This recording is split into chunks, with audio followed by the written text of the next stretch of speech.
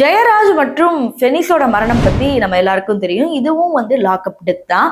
ஆனா இதுல ஒரு ட்விஸ்ட் என்னன்னா, இவங்களுக்காக பல நடிகர்கள், பல அரசியல்வாதிகள் பெரிய ஒரு எதிர்ப்பை தெரிவிச்சாங்க. இப்ப அதே மாதிரிதான் ஒரு இன்னசென்ட்டான ஒரு மனிதர் அஜித்குமார் அவர்கள் இறந்து போயிட்டாங்க. ஆனா ஏன் யாருமே பேச மாட்டேங்கிறாங்க? இது வரைக்கும் சூர்யாவை பெருமையா பேசிட்டு இருந்த மக்கள் இப்ப சூர்யாவே பேச மாட்டேங்கிறாங்க அப்படின்னு சொல்றது என்ன? சமூக வலைத்தளங்களில் என்ன பேசுறாங்க அப்படி தெரிஞ்சுக்கணும்னா இந்த வீடியோ ஃபுல்லா பார்க்கணும். ஸோ வாங்க வீடியோக்குள்ள போகலாம். நான் உங்கள் சிவரஞ்சனி சிகப்பநாடாவில இருந்து. ஜெயராஜ் மற்றும் பெனிக்ஸ் வழக்குல பாத்தீங்கன்னா அப்ப இருந்த ஆட்சி அதிமுகவோட ஆட்சி. சோ அந்த பக்கம் அது நடக்கும்போது பாத்தீங்கன்னா எல்லா நடிகர்களும் தன்னுடைய பெருவாரியான ஒரு எதிர்ப்பை தெரிவிச்சாங்க. ஆக்டர் சூர்யா, ரகுல் பிரீத் சிங், ஹன்சிகா, அதாவது வடநாட்டு நடிகர்கள்லாம் இந்த விஷயம் தெரிஞ்சு எதிர்ப்பு தெரிவிச்சாங்க அப்படின்னு பார்க்கும்போது ரொம்ப சந்தோஷமா இருந்துச்சு.